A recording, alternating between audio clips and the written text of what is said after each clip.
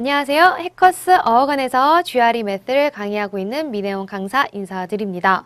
자, 여러분 저희 해커스에서 나눠드린 해커스 GRE 급소 공략 책자 받아보셨나요? 네, 그 안에 저희 GRE 매스 실전 모의고사가 있었는데요. 그래서 그 모의고사에 해당되는 풀이를 제가 좀 해드리고자 이 앞에 제가 좀 나와 봤고요.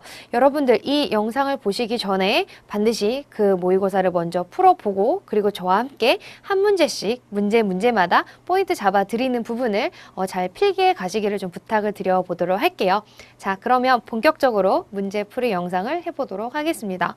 자, 먼저 문제 풀이 전에 이 대소비교 관련된 문제 유형을 좀 설명을 좀 드리고자 해요. 그래서 1번서부터 4번까지는 대상 A와 대상 B가 주어지는데요. 그 안에서 여러분들이 어떠한 대상이 더 큰지를 잡아주시는 것이 이 문제 유형이라고 봐주시면 돼요. 그래서 대상 A와 대상 B가 주어지는데 답은 항상 이렇게 사지선다로 정리가 될 수가 있어요. 그래서 A는 항상 A가 클 때 A라고 클릭을 해주시면 좋고 B는 B가 항상 클 때 B라고 해주시면 좋고요. C는 두 개의 대상을 비교할 수 없을 때 C라고 체크해 주시고 그 외 나머지 모든 케이스들은 다 D 대입 비교할 수 없다에 분리가 돼요. 가령 이런 거죠. 대상 A와 대상 B가 이렇게 있는데 주로 A가 크지만 어떨 땐 B랑 같아질 수도 있다거나 또는 주로 B가 크지만 어떨 땐 A라는 대상과 같아질 수 있다거나 이러한 모든 케이스들은 다 어디에 분류가 되냐면 다 D 대입잇에 분류가 되는 그런 멀티플 초이스를 가지고 있는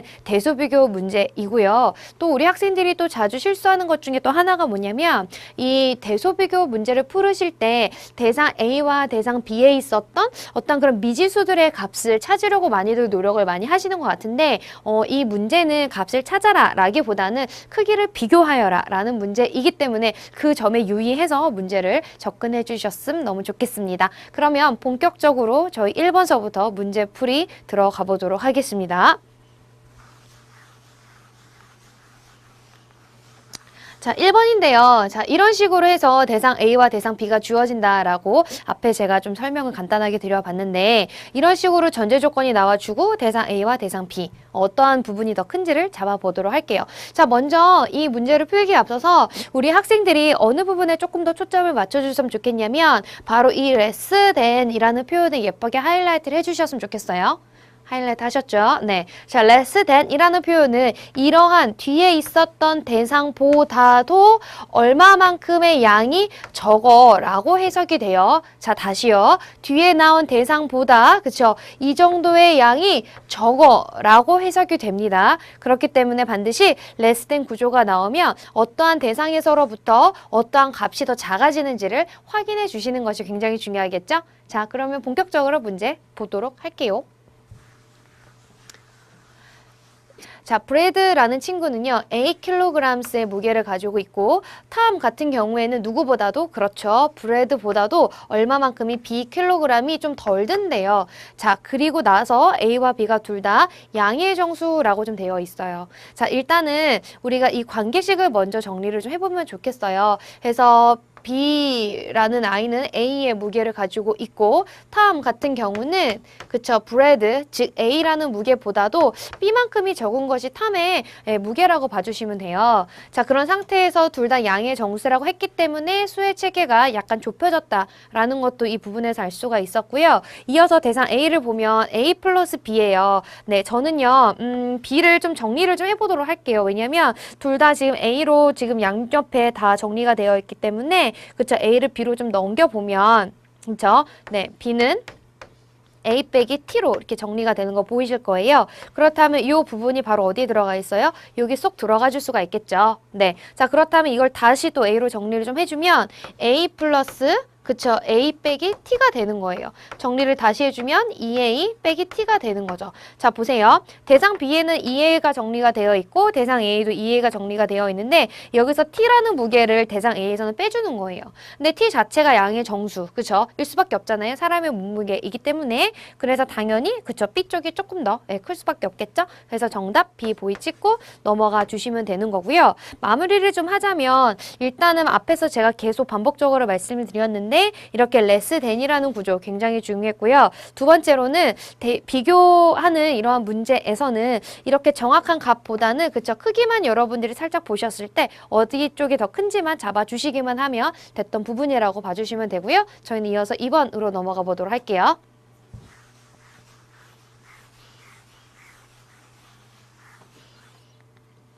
자, 2번입니다. 마찬가지로 비교하는 문제인데요. 지금 여기서 먼저 제가 조금 포인트 잡아드리고 싶은 부분은 바로 이 대상 A에 있었던 이런 문구인데요. 자, 보시면 the ratio of 하게 되면서 여기서부터 여기까지 예쁘게 가로해 주세요. 그리고 이 구조를 A 구조라고 잡아주고요. to라는 곳에 세모를 예쁘게 해주시고 다시 또 여기서부터 여기까지를 B라고 정리를 해볼게요. 자, 그러면 문구가 이렇게 정리가 돼요. The ratio of A to B라는 구조로 정리가 되죠. 잘하셨어요. 여기다가 예쁘게 정리 한 번만 더 해볼게요. The ratio of A to B라는 구조는요. 우리가 얘를 분수로 표현하려면 그쵸 A라는 거를 먼저 위에 분자 자리에 써주시고 B라는 것을 분모 자리에 적어주시는 이러한 구조로 정리가 됩니다. 그래서 저는 이 문제 2번에서의 핵심은 전 여기에 있다라고 좀 봐요. 그래서 이런 표현들을 잘 외워가 주시면 너무 좋겠고요. 그러면 본격적으로 문제 한번 풀어볼게요.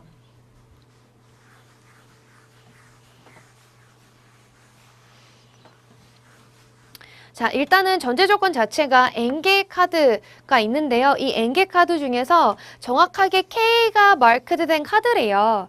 자, 그럼 정리를 좀 해보면 이렇게 볼 수가 있겠어요. N개 카드 중에서 K 같은 경우는 이제 뭔가 이렇게 표기가 된 거고 그 다음에 N개 중에서 K를 뺀 그 외 나머지 다시 말해서 N 빼기 K 부분은 마크가 안 된 거라고 우리가 볼 수가 있는 거죠. 그래서 얘는 마크가 된 거, 얘는 언마크가 된 거라고 정리를 해보시면 돼요. 자, 대상 A 잠깐 볼게요. 자, 방금 제가 설명드렸던 것처럼 대상 A를 먼저 볼 텐데 the number of unmarked card까지가 그죠? A 구조가 되겠죠. 자, 그러면 unmarked card니까는 N 빼기 K가 되네요. 정리해보죠. N 빼기 K. 자, 2가 있습니다. 나누기 들어가 주시고요. 그 다음 누구? The total number of cards. 전체 카드래요. 전체 카드는 우리는 N이라고 볼 수가 있는 거잖아요. 자, 그렇다면 분모 자리에 N을 예쁘게 써주는 거죠.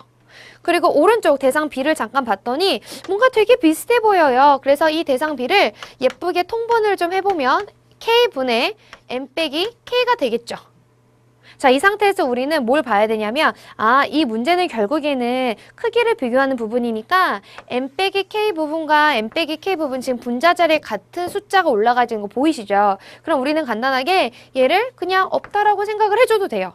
어차피 값을 구하는 문제가 아니었으니까. 자, 그러면 분모를 먼저 생각을 좀 해볼 수가 있다는 얘기죠. 자, 분모를 봤더니 대상 A에서는 N이에요. 요거겠죠? 그 다음에 B에서는 K예요. 근데 K는 사실은 이 N 중에 속해 있는 부분이죠. 다시 말해서 우리가 상식적으로 좀 생각을 좀 해보면 이 K 같은 경우는 N보다 작을 수밖에 없어요. 그러면 분모 자체가 작잖아요. 그럼 분모가 작다라는 얘기는 값 자체가 어떻게 되진다? 더 커질 수 있다라는 얘기죠. 그래서 당연히 분모가 K가 더 작기 때문에 당연히 B보이가 더 클 거야 해서 B보이 찍으시면은 틀릴 수 있어요. 여기가 또 킬링 포인트가 되겠죠. 자, 뭐냐면 보세요. N개 카드가 있는데요. 정확하게 K가 마크드가 되어 있대요. 자, 제가 우리 학생들에게 역으로 질문을 좀 해볼게요. N과 K가 혹시 반드시 다른 숫자여야 된다라고 말한 적 있나요? 그런 말 한 적 없죠. 다시 말해서 N과 K가 같은 개수일 수도 있었다라는 거예요. 왜냐하면 그거에 대한 수의 체계가 정확하게 잡히지 않았기 때문에 우리는 이 N 빼기 K가 존재하는 것이 아니라 N이 K이고 K가 N일 수도 있었다는 얘기죠. 다시 말해서 분모가 동일해질 수도 있었다는 얘기예요. 그렇다면 값이 어떻게 돼요? 값이 같아질 수도 있었다는 얘기죠. 네, 그렇기 때문에 어떨 때는 B가 크지만 어떨 때도 같을 수도 있었어요. 그래서 뭐 하셔야 돼요? 이럴 땐 비교할 수 없다에 그렇죠. D 대입이 찍고 넘어가 주시는 게 맞겠죠.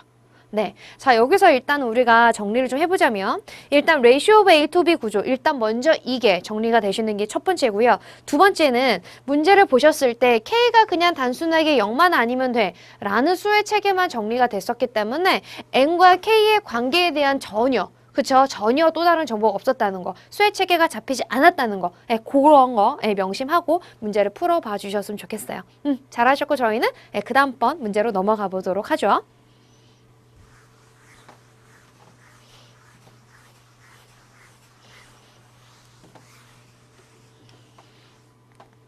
자, 3번인데요. 이걸 딱 보자마자 저는 우리 학생들이 이 문제를 보셨을 때, 아, 먼저 이렇게 짝수지수와 홀수지수와 짝수지수가 먼저 눈에 보이셨으면 좋겠어요. 왜냐면 이 문제는 대수비교 문제이잖아요. 그래서 값을 구하는 것이 아니라 크기를 비교를 해주시는 게 맞는데, 그러면 짝수지수일 때는 양수로, 홀수지수일 때는 음이든 양이든 들어가는 거에 따라서 부호가 또 달라질 수가 있잖아요. 그래서 저는 이 문제를 결국엔 내가 얼마만큼 빠르게 부호를 잘 정리하는 냐에 따라 달려있다라고 저는 생각을 해요. 자, 그러면 대상 A와 대상 B를 한번 정리를 해보도록 할게요. 대상 A에서는 음수 2가 정리가 되어 있어요. 그럼 얘를 이 X 자리에다 넣어줬을 때 부호만 생각을 해준다면 양수가 되겠고요. 그 다음에 또 음수가 되겠고요. 여기는 또 양수가 될 거예요. 자, 그러면 이 마이너스와 마이너스 있는 부분이 어떻게 됩니까? 충돌이 되겠죠. 그래서 우린 여기가 플러스라고 정리가 되는 거예요. 그래서 전체적으로 이 모든 부호들이 다 어떻게? 다 양수로 정리가 되는 거 보이실 거고요. 자, 밑에 옆에 이제 대상 B를 좀 볼 텐데요. 대상 B 같은 경우에는 여기 뭐 당연히 양수고요. 또 당연히 양수고요. 또 당연히 다 양수로 정리가 되는데 문제는 이 앞에 있었던 이 음수, 3 앞에 있었던 이 마이너스와 이 양수가 이제 충돌이 되면서 여기가 음수로 정리가 되겠죠. 그러니까 결국에는 다 양으로 정리가 되는 것이 아니라 한 부분에서 음수로 정리가 됐었기 때문에 우리는 당연히 A가 더 크다라고 우리는 보고 있는 거죠. 그래서 A번 찍고 넘어가 주시면 돼요.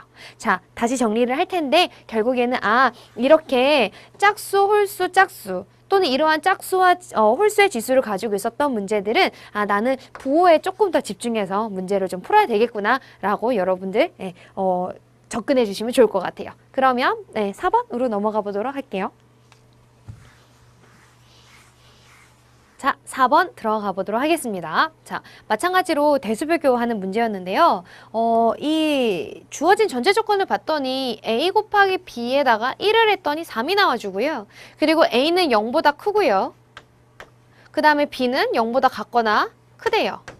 자, 여기에서 A와 B에 대한 수의 체계가 양수이다 또는 0이 된다 라는 거 말고는 아무것도 없어요. 예를 들어서 A와 B가 정수라고 말한 적도 없었고 그 다음에 또 유리수라고 말한 적도 없었고 무리수라고 말한 적도 없었고 그쵸? 그렇기 때문에 우리가 이 A 곱하기 B를 아예 1을 이항을 시켜서 2로 정리를 해봤을 때 지금 A는 0보다 크고 B는 0보다 같거나 크다 이 조건만 맞춰주면 되는 부분이므로 이 A와 B가 가지고 있는 굉장히 다양한 수가 굉장히 많아요. 예를 들어서 A를 8이라고 하고요. 그 다음에 B를 예를 들어서 4분의 1 이렇게 해도 되는 부분인 거잖아요. 그쵸? 그러면 이렇게 해서 2로 정리가 돼요. 무슨 얘기냐면 A와 B를 더한 값 즉 예를 들어서 우리가 얘를 8로 했었고 얘를 우리가 4분의 1이라고 했었는데 이걸 더한 값은 당연히 4보다 더 클 수밖에 없죠. 근데 예를 들어서 A와 B를 둘 다 2라고 해도 되는 거 아닌가요? 그러면 A와 B를 더하면 어떻게 돼요? 왼쪽에 있었던, 오른쪽에 있었던 이 대상 B하고 또 동일해지는 거예요. 어떨 때는 뭐 같아질 수도 있고 이쪽이 커질 수도 있고 왜냐면 이 부분은 A와 B에 대한 수의 체계가 정확하게 정리가 되지 않았기 때문에 그러해요. 그래서 이 문제는 간단하게 정답 바로 비교할 수 없다. D 대 AB 이렇게 찍어 넘어가 주신 게 좋고요. 제가 좀 팁을 드리자면 이런 거예요. 그러니까는 어떤 미지수들이 등장을 했는데 수의 체계가 정확하게 잡히지 않았다면 D를 의심해 볼 필요가 있는 거죠. 왜냐하면 수는 무궁무진하거든요. 그 안에서 우리가 볼 수 있는 모든 걸 우리가 다 대입을 통해서 확인해 볼 수 있는 건 아니니까요. 그렇죠? 그래서 어떠한 수의 체계가 정해져 있는지를 고민해 보면서 문제를 접근해 주셨으면 좋겠고요. 저희는 이어서 5번으로 넘어가 보도록 하겠습니다.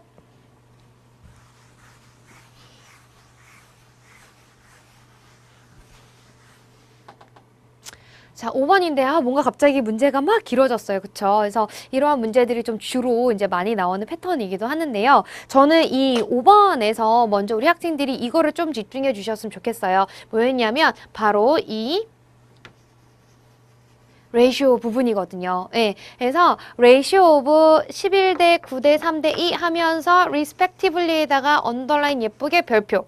자, respectively라는 표현은요. 각각 이란 뜻이에요. 그래서 여러분들이 11대 9대 3대 2는 위에 언급된 순서대로 물, 딸기, 얼음, 그리고 설탕에 관련된 각각의 비율이라고 생각을 해주시면 됩니다. 괜찮죠? 좋아요. 그러면 본격적으로 풀어볼게요.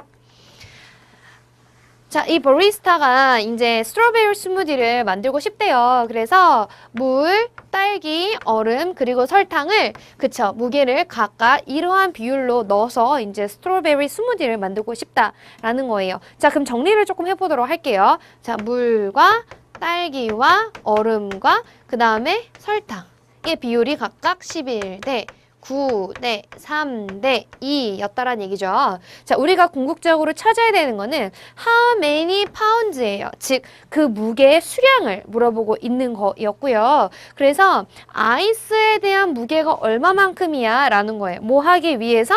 To make 20 pounds of the smoothie. 우리는 스무디에 무게를 총량을 20파운드로 두고 있대요. 그럼 그 안에 얼음이 얼마만큼 들어갈까? 얼마만큼의 무게를 차지할까라는 거예요. 그러면 이 총량이 어떠한 것이고, 그쵸? 어떠한 값인지는 사실 중요하지 않고요. 이것은 결국에는 이러한 비율로 반드시 만들어줘야 됐던 무게가 되는 거죠. 말이 약간 거창했나요? 자, 보세요. 자, 11대 9대 3대 2예요. 자, 그러면 11과 9와 3과 2를 다 더해주면 얼마가 되냐? 20에 25가 되겠죠. 네. 다시 말해서 전체 25라는 비율에서 물은 11의 비율, 그 다음에 이 스트로베리는 9의 비율, 얼음은 3의 비율, 그리고 설탕은 2의 비율로 들어가줘야 된다는 얘기예요. 아시겠죠? 자, 그러면 식으로 다시 예쁘게 전개를 해주면 전체 무게 20파운드에서 우리는 25라는 전체 비율에 아이스가 3만큼 차지하고 있네요. 그래서 20 곱하기 25분의 3을 계산을 해줬을 때 우리가 원하는, 그쵸, 얼음의 무게가 바로 나와주는 거죠. 그래서 정답 D 대비 찍고 넘어가 주시는 거예요. 자, 정리합니다. 일단은 우리가 조금 더 집중해야 될 부분은 respectively라는 단어를 내가 정확하게 암기를 하셨어야 되는 게 맞고, 그 다음에 전체 총량에 대해서 비율은 항상 유지가 되는구나 라는 것도 우리가 좀 가져가 봐야 할 포인트가 되겠네요. 잘하셨고 저희는 이어서 6번으로 넘어가 보도록 할게요.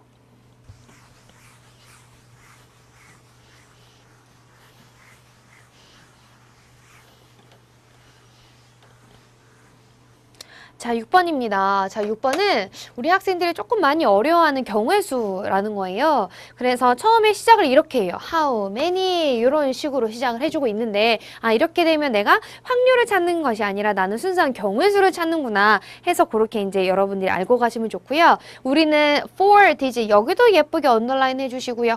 네, 4digit이란 건 뭐냐면 네 자리란 뜻이에요. 결국에는 네 자리수를 뜻하는 거겠고요. 그래서 네 자리의 양의 정수인데 begin 누구로 시작을 합니까? with an odd digit.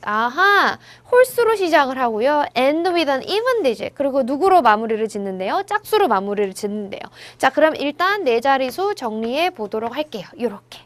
그러면은 홀수로 시작을 해서 짝수로 마무리를 지어라 라는 거죠. 자, 저는 이 문제의 핵심은 어디에 있냐라고 보냐면 바로 이 짝수에 있다라고 저는 생각을 해요. 우리 학생들이 보통 짝수가 어디서부터 시작을 하냐? 누구부터 시작을 하냐? 그러면은 그렇죠. 2, 4, 6, 8 이렇게 시작을 해요 라고 많이들 대답을 하시는데요. 네, 짝수는 반드시 0부터 시작을 해주셔야 되는 거예요. 자, 다시 0도 짝수다라는 거 그거 굉장히 중요하겠죠. 자, 그렇다면 일단은 홀수 부분에 들어갈 수 있는 자릿수는 제가 넣을 수 있는 거는 1, 3, 5, 7, 9 그렇죠. 이렇게 5가지를 넣어볼 수가 있어요. 그러면 이 짝수 자리에 들어갈 수 있는 자릿수도 한번 헤아려 볼까요? 그렇죠. 0, 2, 4, 6, 8 이것도 5개가 돼요. 잘하셨고. 자, 그러면 요 두 자리에는 뭐가 들어가든 상관이 없는 거죠. 그렇죠. 그래서 0부터 9까지 숫자 몇 개 있어요? 10개가 있는 거예요. 그래서 10개 중에 하나, 10개 중에 하나를 우리가 선택을 해볼 수가 있고 여기서 마무리를 좀 지어볼 텐데 우리가 이렇게 숫자 5와 10과 5 이렇게 되어 있어요. 그럼 이 모든 숫자들을 우리는 매번 그 고민이 되죠. 이거를 내가 곱할까? 내가 이거를 더할까? 라는 게 좀 고민이 될 거예요. 자, 항상 이렇게 생각을 하셔야 돼요. 내가 동시에 이어서 그쵸? 예, 이 동사 자체가 이렇게 이어진다. continuously 의미가 있다. 예, 동시에 들어가 준다면 우리는 항상 곱한다. 라는 거. 우리는 뭐 한다고요? 그렇죠. 곱한다. 요거 생각을 해주셔야 돼요. 5개 중에 하나 선택을 하고, 그리고 10개 중에 선택하고, 그리고 또 10개 중에 선택을 하고, 그리고 마무리로 5개 중에 또 선택을 할 수가 있는 거예요. 그래서 그리고의 액션이 계속 취해지는 거죠. 예, 그래서 우리는 곱해준다. 라는 거예요. 정답 몇 번? 그렇죠. 2500이 바로 정답이 되겠네요. 잘하셨고요. 저희는 7번으로 넘어가 보도록 할게요.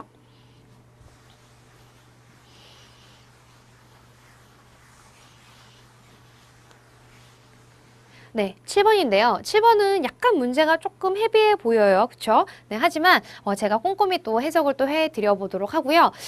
또 이 문제에서는 우리 학생들이 꼭 비단 7번 문제뿐만이 아니라 이러한 형태 유형에서 조금 더 응용이 많이도 될 수가 있잖아요. 그래서 그런 것도 여러분들이 충분히 풀 수 있게끔 네, 제가 조금 가이드를 좀 잘 해드려 보도록 하겠습니다. 자, 7번입니다. 자, 브래드는요, wants to fill a 36 gallons aquarium in exactly 48 hours라고 되어 있어요. 자, 얘가 궁극적으로 원하는 거는 36갤론의 아쿠아리움을 정확하게 48시간에 채우는 게 이 사람의 목표가 돼요. 네, 그래서 이 사람이 어떻게 할 거냐면 파이프 A가 있고요. 그 다음에 파이프 B가 있는데 A 같은 경우에는 fills, 더해지는 아이였고 그 다음에 파이프 B 같은 경우에는 이제 물을 빼는 친구가 되는 거죠. 자, 여기까지 정리를 하면 이거예요. 36갤론을 채우고 싶은데 A는 물을 넣어서 B는 물을 빼서 그래서 결과적으로는 36갤론의 탱크를 완성시키고 싶다 이거죠. 정확하게 몇 시간 만에? 48시간 만에.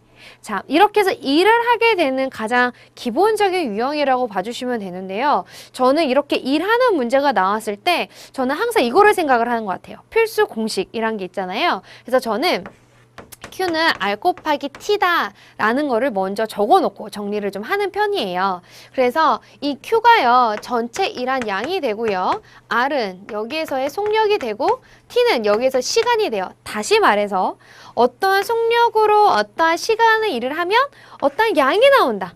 라는 거 약간 겉없이랑 굉장히 비슷하죠. 그쵸? 네. 그래서 이걸 가지고 이제 문제를 풀어볼 건데요. 각각 A와 B에 대해서 이런 식으로 좀 정리를 좀 해볼게요. A 같은 경우에는 3갤런 per hour라는 속력을 가지고 있대요. 속력을 가지고 있대요. 자, 그러면 양은 3갤론이었고 어떠한 속도인지 모르겠지만 그쵸? 몇 시간 만에? 1시간 만에 그 일을 해낸다라는 거죠. 그러면은 A의 속력은 3개를 하는데 1시간이 걸려 라는 속력이 또 나와준 거예요. 자, 우리가 원하는 거는 how many gallons 이게 가장 중요했고요. 우리가 찾아야 되는 거는 몇 갤론이냐? 누가? 그쵸? 파이프 B가 물을 빼내는 거. 그리고 기준은 1시간이야 라고 나왔어요.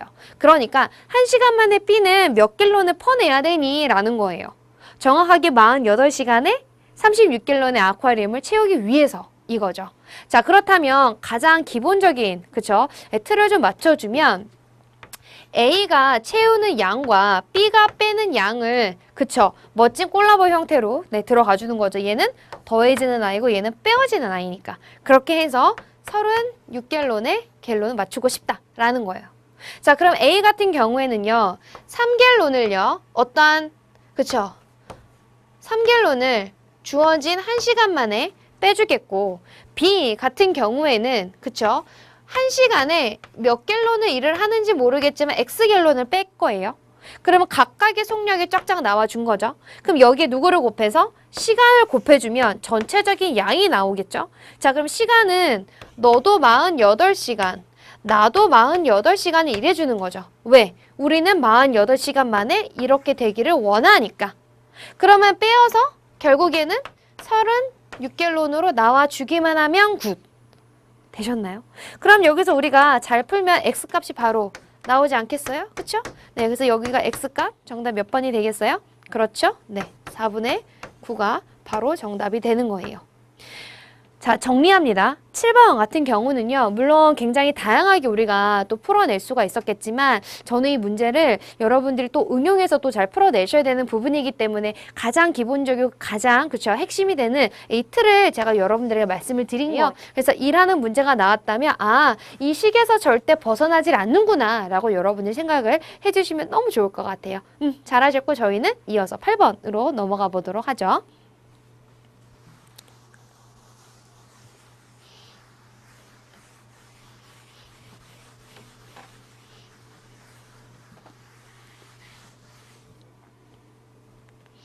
8번인데요. 8번은 먼저 제가 이거를 먼저 설명을 드려야 될 것 같아요. Normally distributed라는 표현이 있어요.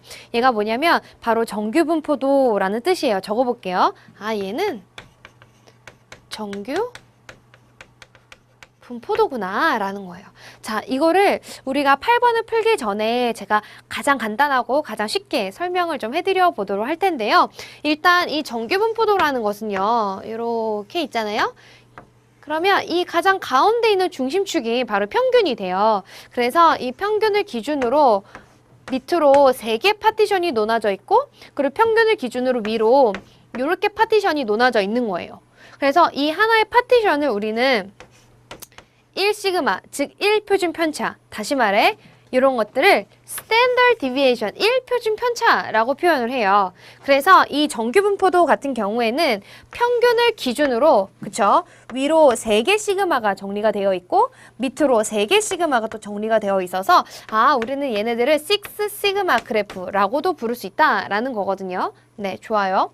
네, 그러면 이 평균을 기준으로 얘네들이 어떻게 분포가 되어 있는지 문제를 통해서 또 살펴보도록 하죠. 문제를 봤더니 이 걸스카우트들이요, 그쵸, 있는데 얘네가 최소 75개의 박스를 팔아야 어찌됐든지 간에 earn a badge, 어떤 배지를 얘네가 취득할 수가 있대요. 그런 상태에서 한 주가 지났는데 얘네가 평균적으로 47개의 박스를 팔았고, 그리고 그 박스에 판 그 세일 개수가 표준 편차가 14래요. 그러니까 평균이 17개 박스를 팔은 거고, 그리고 그 17개 박스 중에 그들의 표준 편차 값은 14가 된다라는 거죠.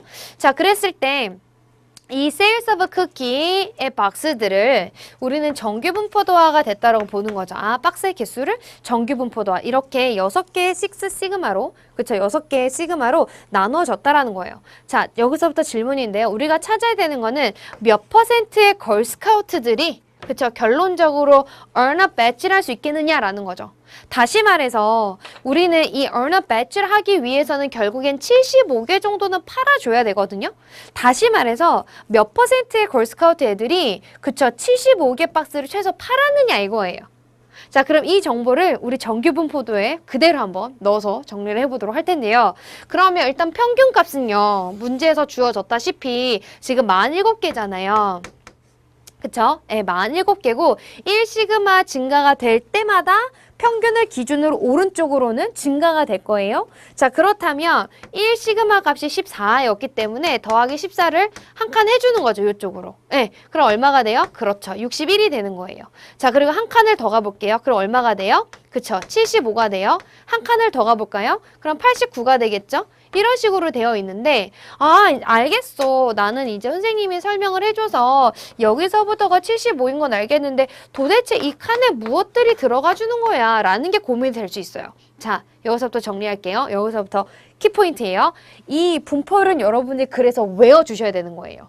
다시 34%, 14%, 2%, 34%, 14%, 2%. 이 부분을, 이 분포를 외워주셔야지만은 이 평균에 따른 표준 편차에 따른 값이 어떠한 분포를 가지고 있는지를 우리가 알 수 있는 거거든요. 그렇다면 우리는 75개를 팔아야지만은 earn a badge 할 수 있으니까 그 부분을 그대로 이 차트에서 찾아보면 여기 75가 있구나. 즉 이것보다 이상으로 팔아줘야 되는 부분이기 때문에 결국 2%의 학생만이 결국에는 earn a badge를 할 수 있겠구나 라고 우리는 정리를 해볼 수가 있는 거죠. 네, 잘하셨어요. 그래서 정답은 몇 번? 그렇죠, 2번이 되는 거죠. 네, 이렇게 C 찍고 넘어가 보도록 할게요. 네, 잘하셨고 저희는 이어서 9번으로 넘어가 보도록 하겠습니다.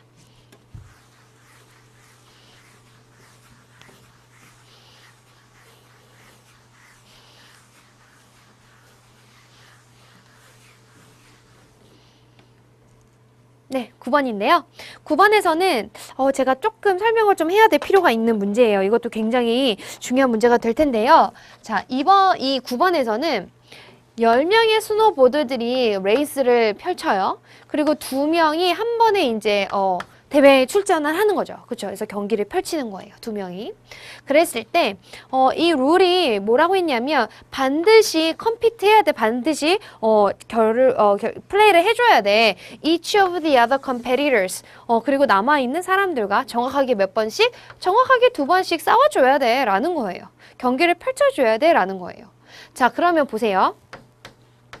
10명이 출전을 해요. 그쵸? 10명이 출전을 하는데 이 모든 사람들은 그냥 선수들이겠죠. 그냥 선수들이고 이 선수들이 그쵸? 한 명과 한 명이 나가서 이렇게 출전을 하는 거예요. 자, 질문을 좀 드려볼게요. 우리가 이 사람을 정확하게 구별이 되나요? 예를 들어서 1등과 2등이 뭐 경기를 펼쳐야 돼 라든가 반장과 부반장이 경기를 펼쳐야 돼 이런 얘기가 아예 없죠. 그냥 10명의 선수들 중에서 굉장히 랜덤하게 그쵸 2명씩 묶어서 경기를 펼치는 거죠. 그럼 예를 들어서 이런 거예요. A가 B하고 경기를 펼쳤어요. 그런데 이거 자체가 순서가 없으니까 B가 A와 경기를 펼쳤어요. 그럼 이래도 똑같은 거 아닌가요? 이해되셨나요? 네, 그렇기 때문에 우리는 이 A와 B, 또 여기 또 B와 A, 이것들이 한 팀이었기 때문에 이 두 자리를 구별할 수 없었다라는 거. 그래서 우리는 이 문제를 어떻게 풀어내시면 좋으냐? 그렇죠. 약간 생각나셨어요. 그래요. 조합으로 우리는 풀어낼 수가 있었던 거죠. 자, 조합의 공식은 NCR이라고 표현이 되고요. 여기서 N은 우리가 가지고 있는 모든 그죠? 인원이라고 생각을 해주시면 좋고 여기서 R이라는 거는 순서가 정해진 개체수 라고 봐주시면 돼요. 그런데 조합이라는 것 자체는 무엇이 없더라? 순서가 없더라 하여서 이 순서만큼 뭐 해주셔야 된다? 나눠주셔야 된다라는 거죠.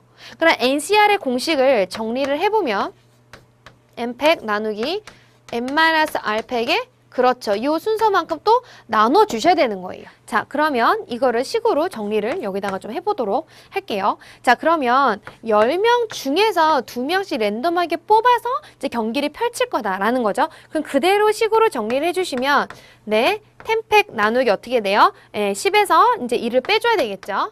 그쵸? 네, 그리고 팩토리얼 붙여주시고 다시 한번 순서만큼 또 나눠주셔야 되는 거예요. 자, 이렇게 해서 이제 값이 나오긴 할 텐데 문제는 우리가 여기에서 집중을 해야 돼요. 정확하게 몇 번씩? 2번씩 경기를 펼치더라 라는 거죠. 아, 그러니까 이러한 상태가 몇 번? 2번이 이루어진다라는 얘기예요. 그래서 이 상태에서 우리는 그렇죠. 곱하기 2를 해주셨을 때 바로 정답이 나오겠죠. 네, 그래서 정답 90번 찍고 넘어가 줍니다. 자, 문제 정리할 텐데요. 이렇게 우리가 누군가를 선출을 해서 누군가를 뽑아서 이제 우리가 뭔가 진행을 할 때 우리가 선출하는 개체와 개체 간에 구별을 될 수 있냐 요거를 좀 고민 좀 해주셨으면 좋겠어요. 그래서 2명이 경기를 펼칠 건데 그 2명을 구별할 수가 없었기 때문에 우리는 결국엔 그렇죠. 조합으로 문제를 풀어 나갔다라는 거. 그 점 명심해 주셨으면 좋겠습니다. 네, 좋아요. 다음 문제 넘어갈게요.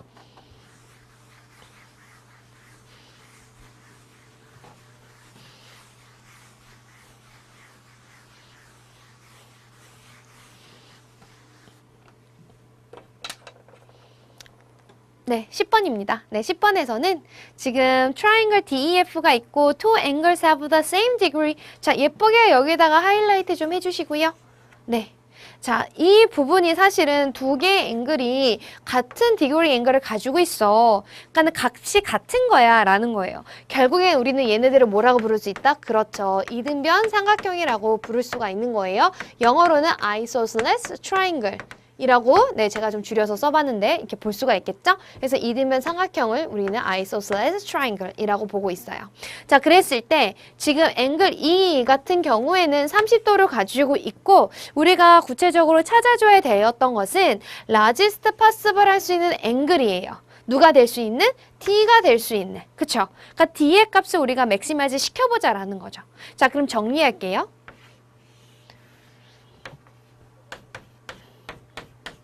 우리는 2가 30도인 걸 알아요. 그러면 여기가 이제 30도 이렇게 되겠죠. 그러면 D의 값을 우리가 맥시마이즈 시켜주려면 F 값이 어때야 돼요? 그쵸? 가장 조금 더 작아져야 될 수밖에 없잖아요. 그랬을 때 우리는 이 두 개의 앵글이 같아야 된다라는 전제 조건을 맞춰서 그럼 F 값이 결국에는 30도와 동일해졌을 때 D의 값이 최대가 되겠구나. 왜? 삼각형 내각의 합은 180도 안에서밖에 못 놀거든요. 그렇죠. 그래서 180도에서 60을 뺀 그 외 나머지 정답 그렇죠. 120도 이렇게 볼 수가 있겠네요. 잘하셨고 이등변 삼각형이 이러한 표현으로도 나올 수 있구나 라는 걸 명심하시고 문제 넘어가 보도록 하겠습니다.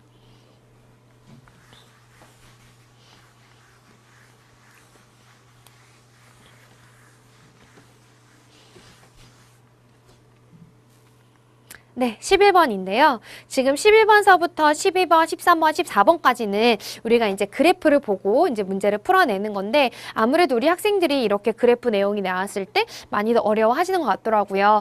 대신에 제가 좀 팁을 좀 드리자면 이런 식으로 데이터가 나왔을 때 먼저 데이터를 어느 정도 리뷰를 하신 상태에서 문제를 읽으셨으면 좋겠다라는 생각이 좀 들고요. 그럼 같이 한번 문제 보도록 할게요.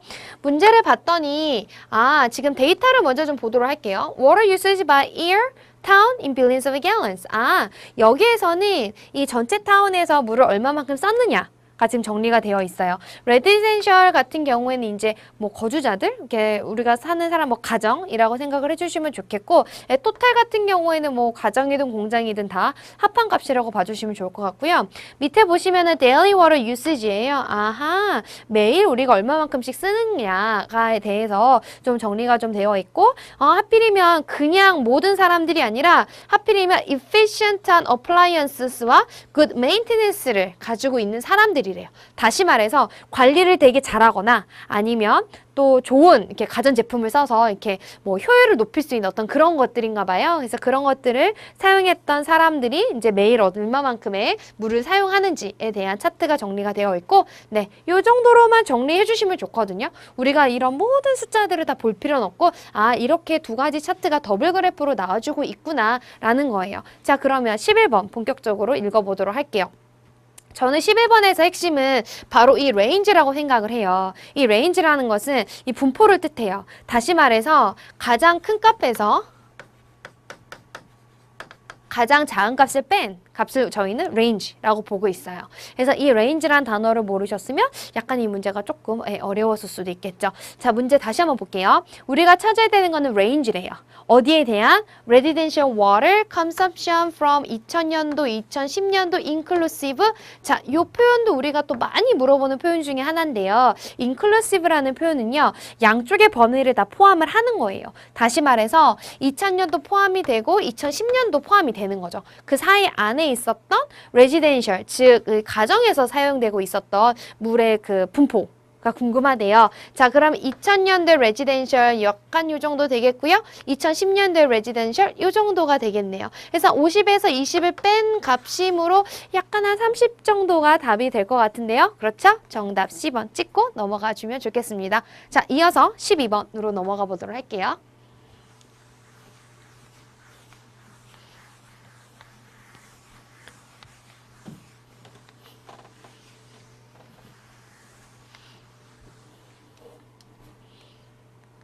네, 12번입니다. 이어서 바로 문제 볼게요.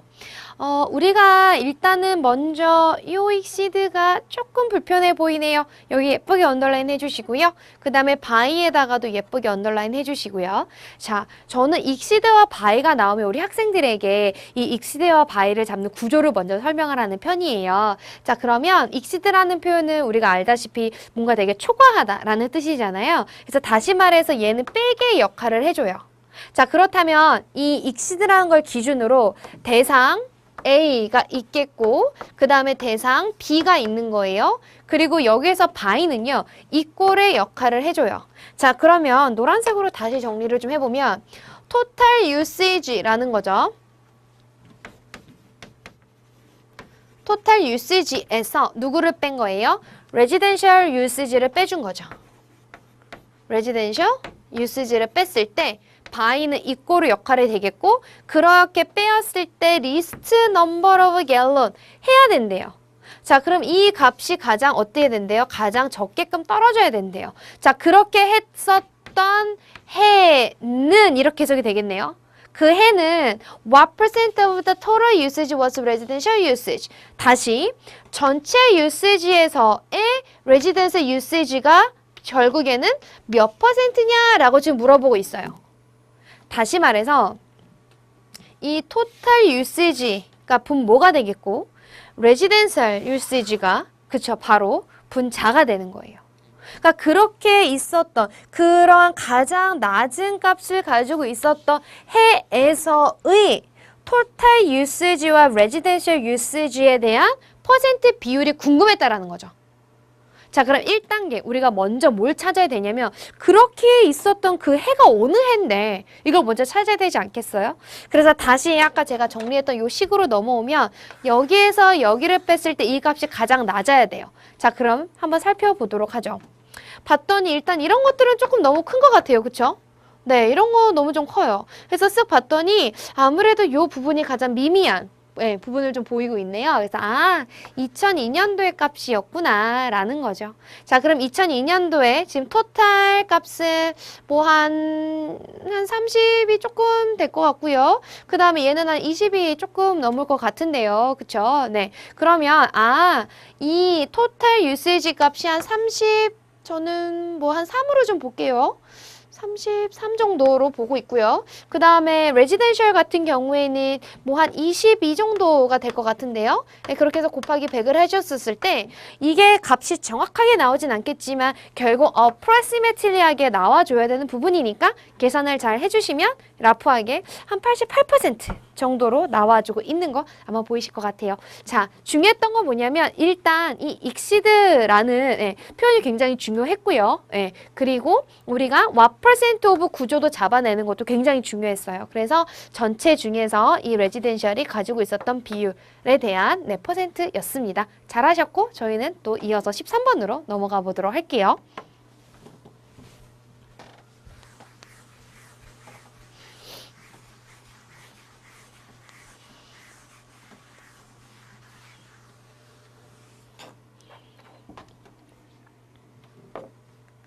네, 13번인데요. 13번은 약간 해석이 좀 애매할 수 있어요. 그래서 제가 해석 포인트를 조금 더 집중적으로 구조를 좀 잡아가면서 여러분들께 설명을 좀 드려보도록 할게요. 봤더니 2004년도에 10,000명의 레지던스가 W라는 곳에 살았대요. 근데 그냥 10,000명이 아니고 어떻게 하고 있어도 10,000명이냐면 효율이 높은 가전제품과 되게 관리를 잘하는 사람들이었대요.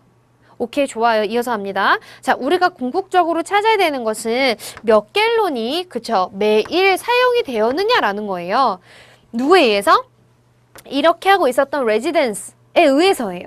그럼 여기서 these라는 것은 누구를 받는 거냐면 앞에 언급됐던 효율 높은 가전제품과 관리를 되게 잘하는 요 사람들을 그대로 받겠죠. 네, 이런 사람들에게 있어서 매일 얼마만큼의 갤론이 사용됐어? 라는 거예요. 자, 뭐에 대한 갤론이냐면 for the가 나오면서 3에다가 예쁘게 언더라인 해주시고요. 그 다음에 daily household purposes까지가 가로 이렇게 해주세요. 하셨나요? 좋아요. 자, daily household purposes 그러니까는 매일 그냥 가정에서 사용될 수 있는 어떤 그런 목적을 가진 뭐 이렇게 해석이 될 수가 있는데 그렇게 3개라고 해석을 하셔야 돼요. 그러니까 보통 우리 학생들이 이 부분에서 3일이라고 많이들 해석을 하시는데 3일이라는 표현이 되려면 3days가 돼야 돼요. 근데 3days가 아니라 3 한 박자 쉬고 daily household purposes 이거예요. 그러니까 그렇게 목적을 갖고 있었던 거 몇 개? 3개라는 거죠. 그럼 어떻게 하고 있었던 목적이었냐면 recurring 하고 있었던 목적들이에요. 필요로 하는 목적들인 거죠. 무엇을? 가장 많은 워터를. 다시 말해서 제일 물을 많이 필요로 했던 3개의 퍼포스를 찾아봐 이거예요. 자, 그러면 이 두 번째 차트를 봐야 되겠죠. 왜냐면 여기서는 그냥 타운에 관련된 거고 두 번째 차트에서는 이렇게 사용하고 있었던 사람들이라고 지금 나와 있던 거 부분이니까 두 번째 차트를 보시면 제일 많이 물을 필요로 하는 하우스홀드 퍼포스 3개를 찾아보자 이거죠. 봤더니 11 갤론을 쓰는 거, 그 다음에 10갤론을 쓰는 거, 그 다음에 샤워를 쓰는 거죠. 그쵸? 네. 자, 그렇다면 얘네들을 다 더해주면 어떻게 돼요? 30갤론이에요. 그러니까 매일 30갤론 쓰는 거예요. 자, 몇 명이요? 그렇죠. 10,000명이요. 그래서 30갤론 곱하기 10,000명을 해주셨더니 정답 몇 번? 그렇죠. 정답 D 데이빗이 되겠네요. 그러니까 우리가 조금 집중해서 봐야 되는 거는 제가 아까도 말씀드렸다시피 이 문제는 해석이 중요하다고 말씀을 드렸어요. 우리가 사실 이거 3개 찾는 거 문제가 아니에요. 우리가 뭐 11도 잘 읽고 10도 잘 읽잖아요. 그래서 그런 거를 찾는 것이 아니라 결국에는 이렇게 3라는 이러한 표현들이 누구를 뒤에 있었던 목적을 수식을 하고 있었구나. 요거를 잡아내는 게 저는 이 문제 핵심이라고 생각을 합니다. 네, 너무 잘하셨고 저희는 또 이어서 넘어가 보도록 할게요.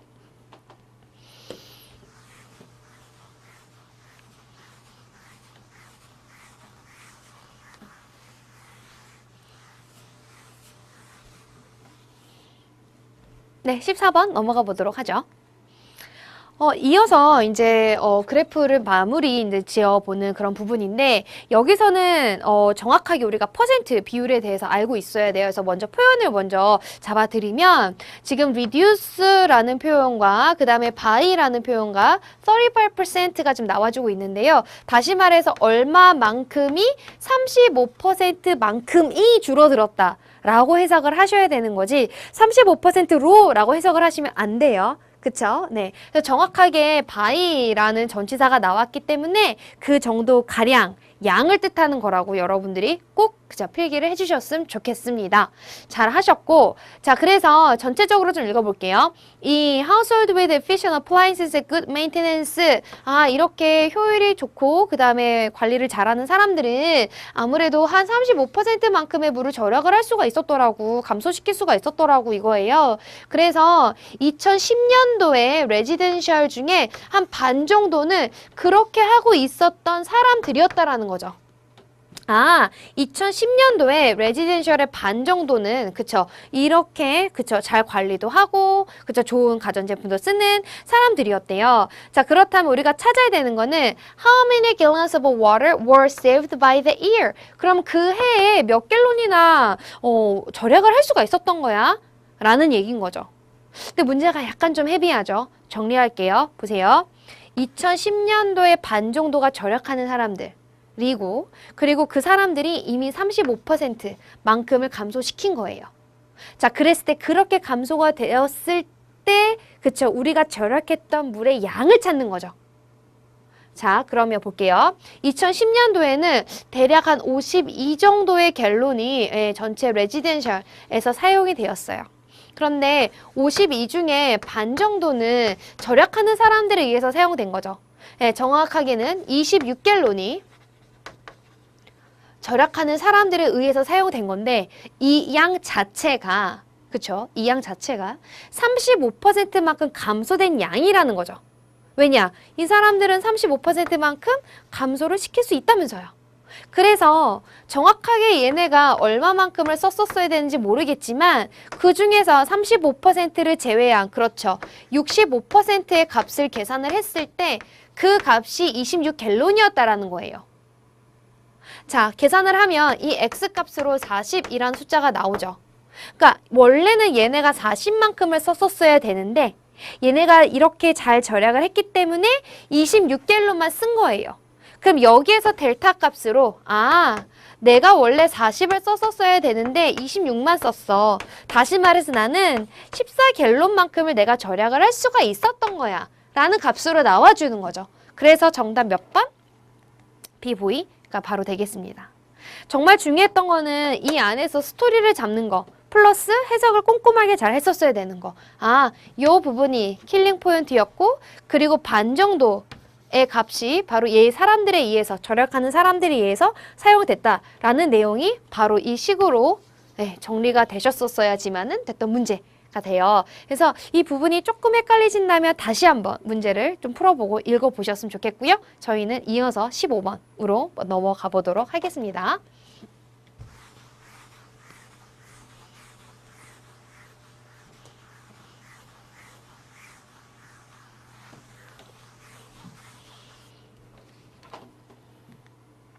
네, 15번인데요. 15번도 또 되게 또 잘 나오는 문제 중에 또 하나예요. 그래서 어떤 포인트들이 있는지 좀 적어 보도록 할게요. 일단은 excluding이라는 표현이 좀 나와 있는데 이게 결과적으로는 여집합을 뜻하는 표현이라고 보시면 돼요.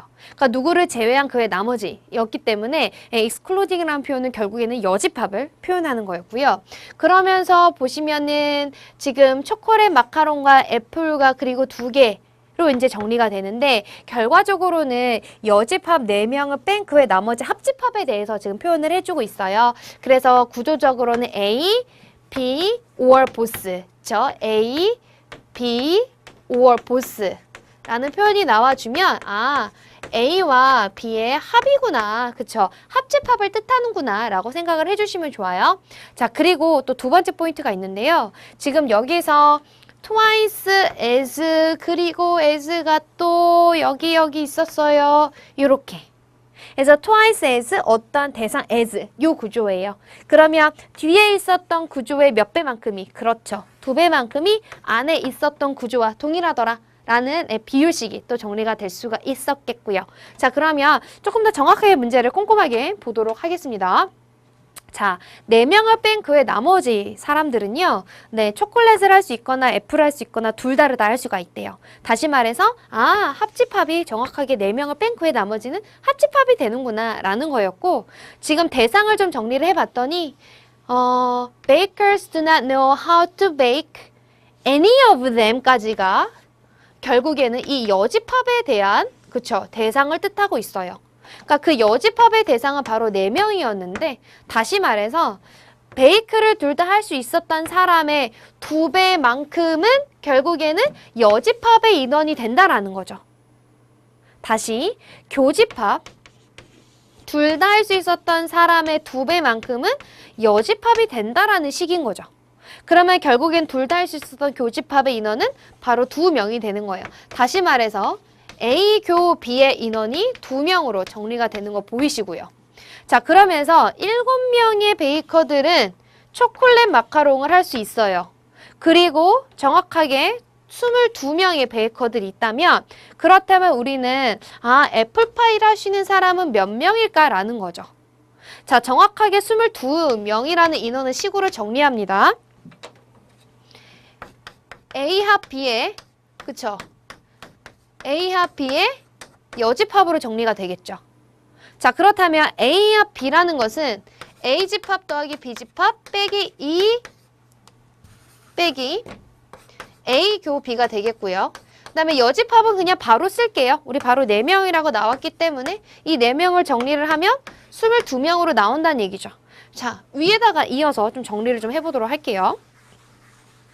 그렇다면 A 집합은 지금 아까 7명이라고 정리가 되어 있어서 7명에다가 B집합 우리가 몰라요. 그래서 우리가 애플파이라고 간단하게 적어보도록 하고요. 그런 상태에서 여기에서 교집합이 한 번 더 들어가줬기 때문에 그 교집합을 우리가 한 번 더 빼줘야 되는 거죠. 그래서 그 교집합 아까 우리 2명이라고 정리를 했던 거 기억나실 것 같고요. 여기에다가 여집합 4명을 더했을 때 22명으로 정리가 돼야 된다는 거죠. 그럼 1차식으로 정리를 하면 바로 애플이라는 값이 나올 거예요. 그래서 정리를 해주셨더니 바로 13명으로 나온다라는 거죠. 잘하셨어요. 그래서 이 문제 정리를 좀 해보면 내가 지금 A, B, or both라는 구조를 봤을 때 합집합이라는 것이 생각이 나졌었어야 되는 거고 excluding이라는 거를 봤을 때 이건 여집합이다 라는 표현 그리고 twice as many as 요 구조를 보고 내가 여집합의 2배만큼이 교집합의 2배만큼이 여집합이 된다 라는 것도 우리가 또 클릭을 했었어야 되는 부분이었고요. 그래서 이 문제는 저는 약간 용어 정리에 조금 더 중요도를 좀 두고 있습니다. 해서 이런 것들 잘 정리를 해주시면 좋겠고요. 이렇게 해서 저랑 지금 긴 시간 동안 1번서부터 15번까지 매 문제마다 제가 설명을 좀 해드려 봤는데 어떠셨어요?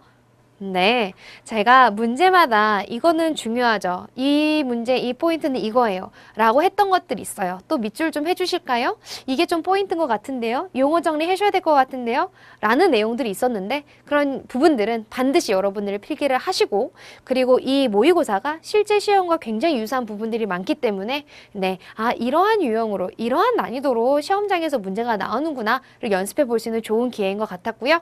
네, 아무쪼록 여러분들이 1번서부터 15번까지 제가 잡아드린 모든 그쵸 포인트들을 아낌없이 그쵸 여러분들이 숙지하시기를 부탁을 좀 드려보도록 하고 저는 또 많은 강의에서 만나 뵙도록 하겠습니다. 감사합니다. 민혜원이었습니다.